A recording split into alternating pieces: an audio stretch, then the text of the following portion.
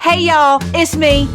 If I sound exhausted, it is because I am. My neighbors Wade and Burdine are fighting again. Yes, it's about that blasted moose.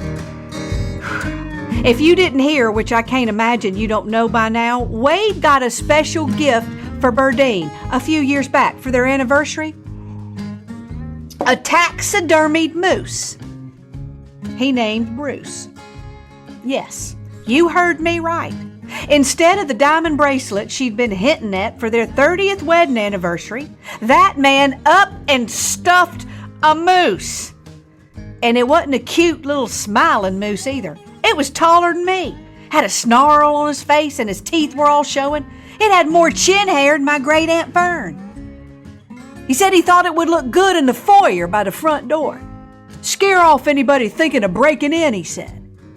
The foyer?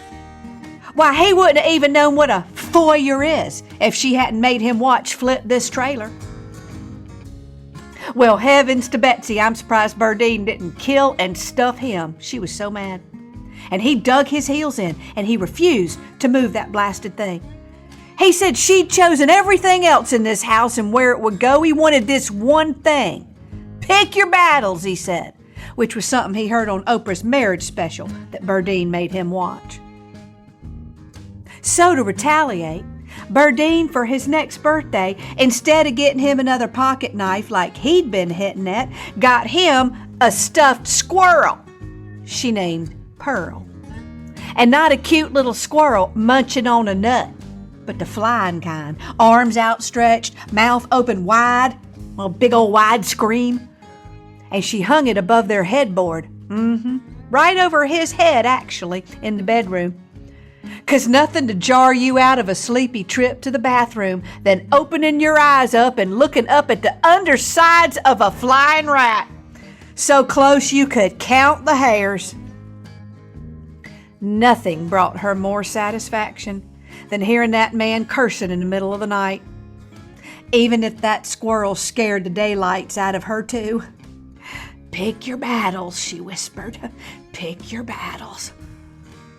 They were in somewhat of a holding pattern after that, each waiting to see who would give in first. But Wade, I heard, just brought home a stuffed pigeon. Still smells like the gutter he found it in. He said it might look just perfect on the kitchen counter. Named her Birdie. Oh, and look, her beak is open just enough for you to hang your keys on it. I could hear her screaming all night, even with the windows closed. And by the way, they hadn't seen their cat in at least a month. Seems like we got us a runner, and I don't blame her.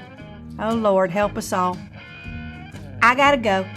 More coming soon from the small town with the big heart, where the people stay, but the gossip travels. And remember, you didn't hear it from me.